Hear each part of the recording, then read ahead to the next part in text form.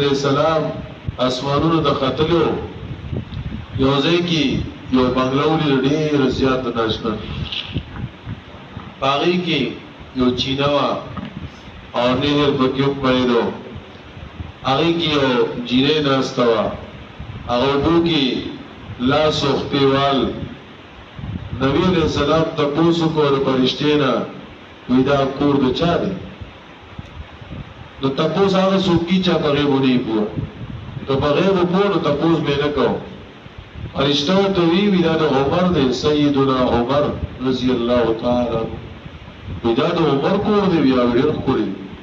ودا چې سو د ودا د کور والا خزینه عمر دومره غیرتی وو چې د پیغمبر غیرت جوش کې راغی زری مخراوه وس چې مخې راوالو ولی عمر ډېر غیرتي دی وایي زه هغه ښځې ته نه ګورم خفه نه شي هغه په غیرت کې انتها ته رسېدلی هغه چې څنګه راغی نبي علیه السلام ته نبي علیه السلام ته خبر وکړو عمر بره تللی وه اسمانونو ته وی حالات راته بیان کړه صاحب وی ستا بنګله مې ولیده ستا بنګله مې ولیده وی ښه زما بنګله دې ولیده وی یاو وی تا ته چې الله کوم بنګله تیاره کړې ده هغه ډېره عظیمه او لویه ده وی ښه او هغې کې مې ستا کور والا ولیده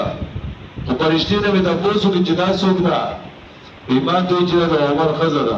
وی ما زر مخ راوړو بیا چې عمر رانه خفه نه شي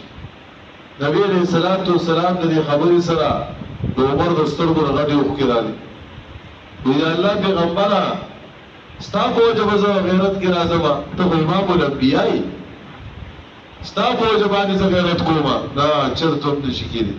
د غیرت په ځای کې به زه غیرت کوم دا د غیرت ځای نه دی چې دلته زه غیرت وکړم نبی علیہ السلام وی دا هر څه تیار دي دې له تیارۍ پکار دی تابعداري انقیاد غواړي بدل غواړي څو ورځې ژوند دی په تابعدارۍ تېرول غواړي د خپل خواهش او د خپل مرضۍ نه اورېدل پکار دي